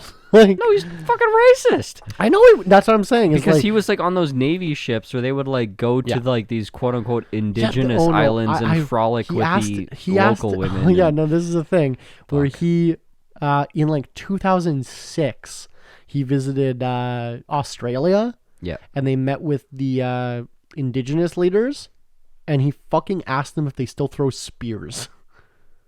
In like 2006. That tracks. This is a racist man. I read a top 30 worst quotes by Prince Philip the day he died. Someone made an article. Whatever. But rest in peace, DMX, who was homophobic. So I love that. We that all meme. have our I don't know who posted this meme, but it was like this guy sitting at a pool, I guess, with his girlfriend or his wife, and he's like staring at this girl like a couple chairs down, like the super hot chick in her bikini. He's like looking at her, and his wife like sits up and is like, "Excuse me," and he like pushes her back down. He's like, "No, sit down." No, that's from Tyler. That's from Always Sunny in Philadelphia. Okay. I just saw the meme. I haven't watched that show. Yeah, yeah. He doesn't know either of them. He's like trying to hit on this girl, and this girl sits up. He's like, "Sit back down." What? Yeah. Anyway, the story doesn't matter, Willows. It's the meme that matters. Okay, so we were talking about Sri Lanka, which got me thinking about third world countries. So I have another thing I saw. Fantastic. So there was this like, I forget. I'm not just censoring her name because I don't remember it. I'm censoring it because I literally don't remember. There was this female CEO, like American CEO, like a bit like Fortune 500 CEO, like a woman. Yeah. And she was doing like an AMA on Twitter. So she was like, ask me anything, like whatever. And people were asking her like different questions about being a powerful woman, being, how to get to that position, whatever. And someone was asking her, what jobs in your day do you outsource the most? Yeah. To like whatever. And she's like, I hired a personal assistant. This woman does 60% of my fucking emails, like 100% of my phone calls, like frees up my fucking day. Yeah. Best decision of my life. So someone follows up. They go, okay, so good advice. Thanks. I want to hire a personal assistant. Should I be doing it myself, or should I hire like an agency? Like how should I do that? Like how did you do it? Right. And she's like, oh, I went direct. I found them and interviewed them, but they live in the Philippines. And then leftist Twitter found this thread, obviously, and broke down the amount of this. I think this woman makes like $30 million a year or something. They broke down what she makes per hour, which is, tens of thousands of dollars. Yeah. Versus what the average pay for a personal assistant in the Philippines is. Yeah. Which is, like something like $2 an hour or something is the equivalent of what you would pay them, right? Yeah, yeah. So then these people were like, okay, so you're saying she does 60% of your job for $2 an hour and you make $30 million a year. And they like broke it down. It's like, okay, this is how much money you're fucking stealing from a Filipino person. Right? That's interesting. So I want to I say 60% of your scout work is not 60% of your business. I want to dive into this though. So let's talk about it. So, I think you probably, if you already know how I feel. Yeah. Is that somebody who built the business is not the same as somebody who is running the business. Or running, like handling phone calls and emails and correspondence is not the same as running the business, because she's executing on instruction. Yes, and the boss came up with the instruction, right? Which is more valuable, in my opinion. Right. I actually know. I got a personal story about fuck. We both just knocked cans off the table within a second of each other. That's funny. So I know. It's running down my leg. Ooh, you want me to lick it off? No. Yes. So I did a walkthrough of this business. Big real estate company. They're doing like $150 million a year, and they had. I forget what part of the business, but it was like a big part of their administrative work was being done by this woman from the Philippines. And they had a virtual machine, because if she logged in from her machine, it kept on booting her out, whatever the software security system kept booting her out. So they had a virtual machine. So they walk us into this back storage room. There's a laptop sitting on a shelf. And this is our secretary. It's open and the mouse is moving. They're like, so this is whoever, and she runs all of this stuff. And that's they're like, funny. But whatever she accomplishes, they're like, we pay her in USD. Yeah. This is an American company. We pay her in USD. What we would pay for this position in the, if they were local. Mm-hmm. And which in America is probably $7 an hour. No, it was $25-$30 an hour that they were paying for this person. That's not too bad, right? Yeah, and the minimum wage it was in Des Moines, so it was well above minimum. Yeah, because she was performing so well, and they're they had to keep raising. No, they're it's not even it's not physically possible for her to be this productive.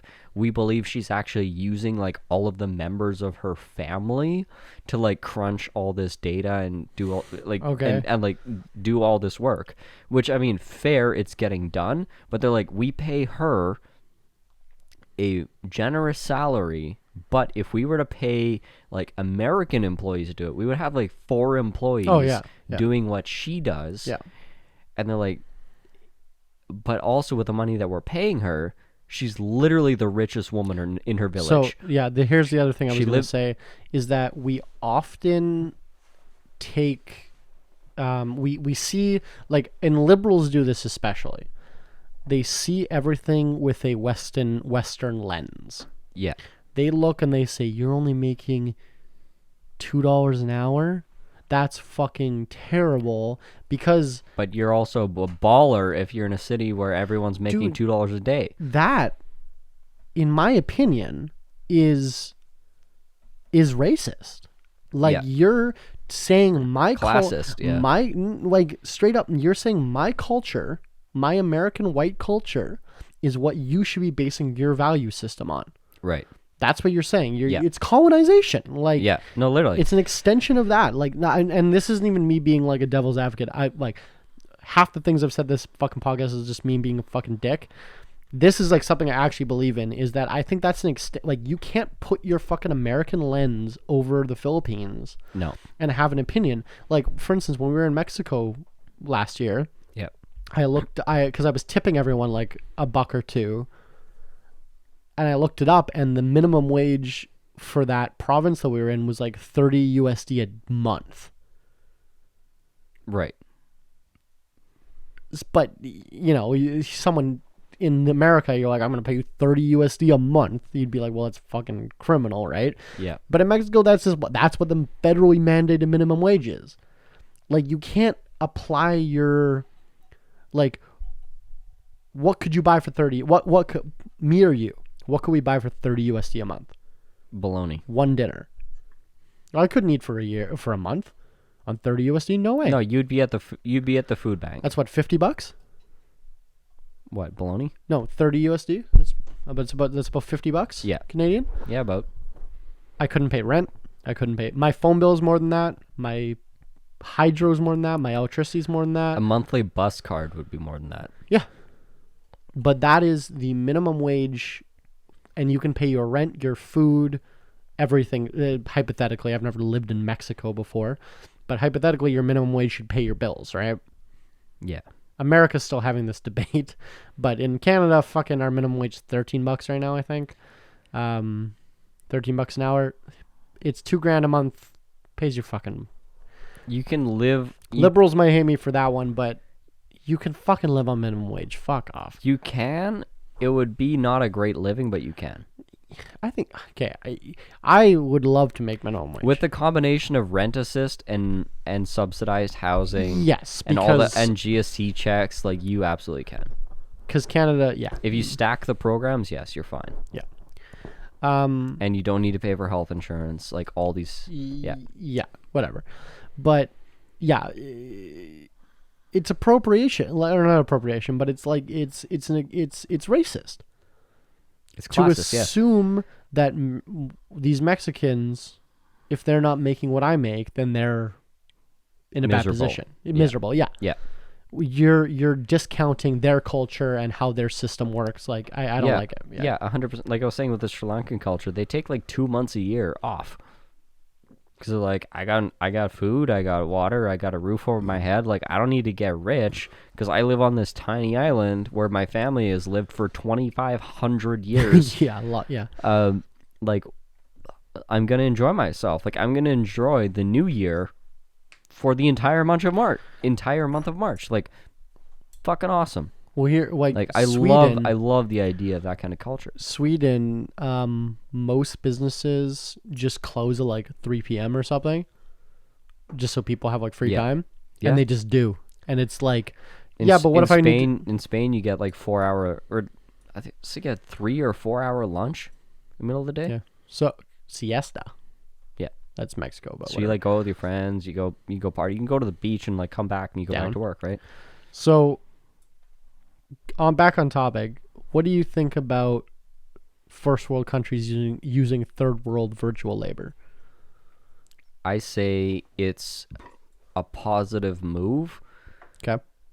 And it's going to modernize the world. Like, we were actually debating this in one of our group chats of how, like, the quote unquote sweatshops are actually a better option than they're a better option than a lot, like, the fact, like, not that we're like pro sweatshop, obviously. Like, this is a pro-capitalism argument where capitalism finds a way to, like, the path of least resistance, and lowest cost, which allows globally allows the people in the position to take advantage of the lowest cost, or who can provide the services for the lowest cost, and are in the lowest position of power to then have a connection directly to the top of the food chain. Yeah. So these sweatshops are employed by people who would otherwise have nothing. Yeah. So you take people that would be subsistence lifestyle, it would be subsistence farmers who'd be walking 12 miles a day for water, who now get paid a shitty wage, but can walk into an office, do their job for 12 hours, and then walk home. Right, and now they have water, now they have infrastructure. Like, yeah, it's a stepping stone. Like, if you look at America, 150 years ago, it's what they were doing. Everyone was farmers or... They were farmers, or they were working in shitty, dangerous, deadly factories. Yeah.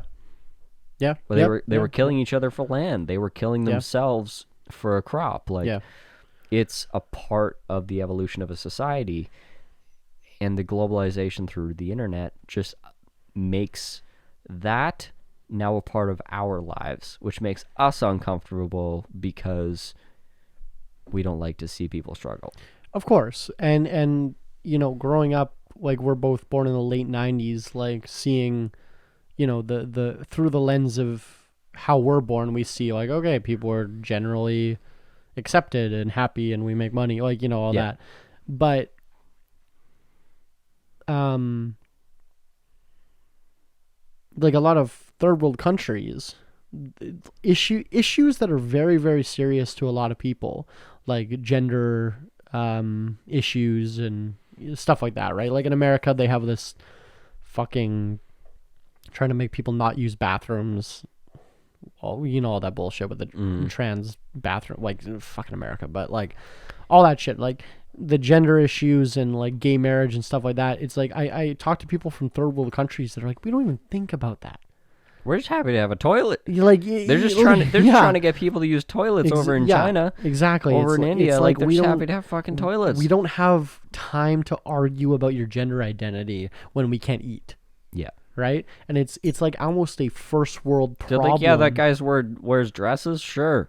Okay, can I have some water, please? Like, you know what I mean? Like, it's like, get the fuck out of here. Yeah, what are you talking about? You're putting you're a Congoan mother with a bucket of water on her head, moving it from the reservoir to your village, and someone runs up to you and goes, okay, some fucking guy is going to pretend to be a woman to go in the bath, and you're like, get the fuck out of my way, what are you doing? I'm trying, like bathroom where? What are you talking, like, get the fuck out of my, like, is there running water in this bathroom? Is it clean?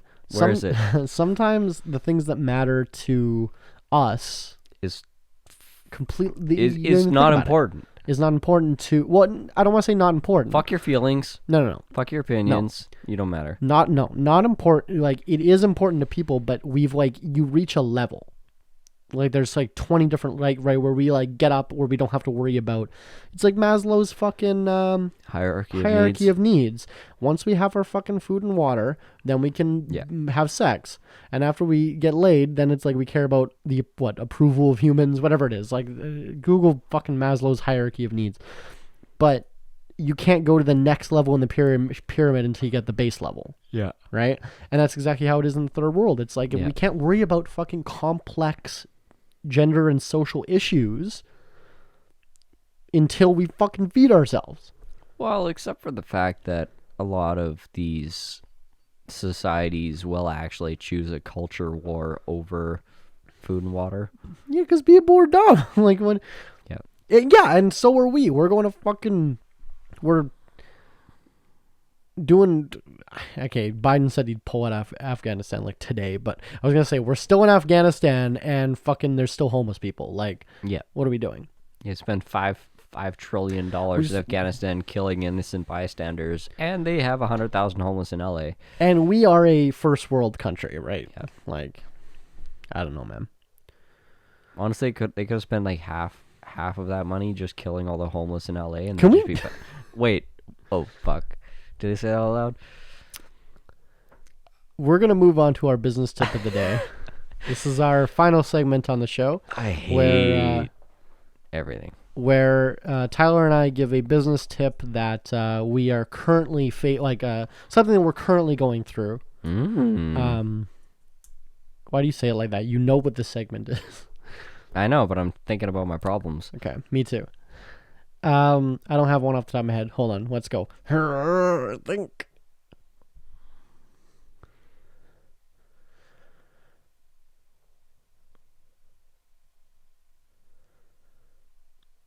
Here's one I think we can both relate to. So here's my business tip of the day. There's gonna be ebbs and flows with your business, with your life, with your job, with everything. And I think there's a lot of value in riding out the lows to experience the highs. Yes. So for example, I know that you just committed to a 60 days of no breaks, pretty much. We were like, Yeah. oh, I got this job, I got this other job. Yeah, I'm working the next 60 days straight. Yeah, I'm working like 10, 12 hours a day for the next 60 days. Yeah, that's a lot of fucking work for a lot of people, and you included, obviously. And this week has been fucking brutal for me. I've been like, I have to wake up at 7 a.m. Oh no! I hate it. I'm not a morning person. Me neither. I'm very cranky in the Same. morning. I need like an hour to even like be a functioning human being after I wake up. Yep. I need like 15 minutes in bed scrolling. I need 25 minutes on the toilet, and then like That's pretty much how I get up in the morning. Yeah. yeah, and then like another Oh shit! Sorry. and then like another whatever. I need like an hour in the morning of just like don't fucking talk to me before I can like be functional. And every day this week I fucking have to be up at 7 a.m. I've been doing physical labor. I'm moving buildings right now. Like I bought a second building. We're moving a bunch of storage shit, whatever. I've been like moving boxes. I've been bottling, and then this weekend coming up, I have 14-hour days at a big event. Whatever. But this is a bad week, and I hate myself. But that's how it is, right? Is that every single time there's a downturn, there's going to be an equal upturn where I have a week off and I'm bored. Yeah. Like I said, probably 2 podcasts ago, I'm like, I'm fucking bored. Well, you could say like an upswing of satisfaction as Yeah, compared to the miserable work. Exactly. So I think that people don't assume that, like, you know, you're having a bad week or month or even longer at your job. Okay, so the video just kind of... Camera died, it's fine. Don't, even if you have a week or month or year or what, maybe not, well, whatever, but that's bad. Don't assume that like this is all going to be bad just because of that. Yeah. It ebbs and flows. Even the fucking people that have the best lives have fucking shitty times. Like, yeah, no, I think just power through. I think that's my tip of the day. My current experience is very similar to that, where I'm currently working on a part of a job where I had a big argument with the customer over like price, and I'm not making a good hourly rate, like daily rate, monthly rate, weekly rate, whatever the fuck you want to break it down. I'm not making a good rate of money, and it really, really rains on my parade when I like look at my bank account, go to work in the morning, and I'm like, I know that I am working backwards today, and it's so fucking hard to get yourself going and just grind it out, even though you know that you're not helping yourself in that moment. But on the flip side, what I've done that works is realize that, or I shouldn't say realize, is spend some time looking at the bigger picture. And this is cliched, it's overplayed, it's overstated, but I actually sat down, I wrote down all my debt, all the money that I owe to whatever various people, and I wrote down numbers. And then I looked at my schedule and I'm like, okay, what can I take out of my living expenses, pay off my debt? And nothing has changed practically. But now when I'm going and doing this shit job, I am also thinking about moving the needle forwards on that objective. So even though today is useless, I'm thinking about the next thing. So if you're feeling rudderless, if you're feeling like you're wasting your time, if what you need to do next is a waste of time, or you're not making progress, take time to reassess, look at what's your like next 90-day goal, because odds are if you're feeling depressed and unmotivated, it's because you don't actually have your next achievement in mind. You're just thinking about the task in front of you. You're not thinking about what that task means. And that can be with a business or with a job. No, I'm that can be anyone. Well, you didn't hear it because you were in the bathroom. I was here the whole time. I was talking about personal debt. Okay. So like just chipping away at it. So Sure. Everyone can relate to that. Like whether your job feels shitty or not, like you're making progress towards it. Even if you're going backwards today, overall, yeah, you're moving forward. So take whatever's stressing you out, sit down, stare it in the face, write it down, and it'll be a weight off your chest for Because at least like 2 months after that. Because ignoring it isn't a fucking good idea either. Because every day you ignore it, you know you're ignoring it, and that's going to stress you out. If you address it and write it down, you put it out there, it's public, at least in your brain. In your brain, yeah. And then you go deal with it. Okay. So fucking write down your problems. Deal with them. Deal with them. And you know what else I'll deal with? Following me on Instagram and Facebook and Twitter and whatever else. Vote Willows, VOTEWILOWS. You just find a thing, follow me, whatever. And the other thing you have to deal with is following Tyler. On Tyler_the builder. On one thing, you find it. That's Instagram, by the way. Fuck you. Alcohol Beyond This Point on Instagram. Alcohol Beyond This Point podcast on Facebook. Thank you for listening. If you're listening to this episode, please give us a 5 stars or a thumbs up or whatever your current podcast listening app is telling you to do. And if you can, leave us a comment on where you're listening from. We'd really like to hear that. Goodbye. Yep.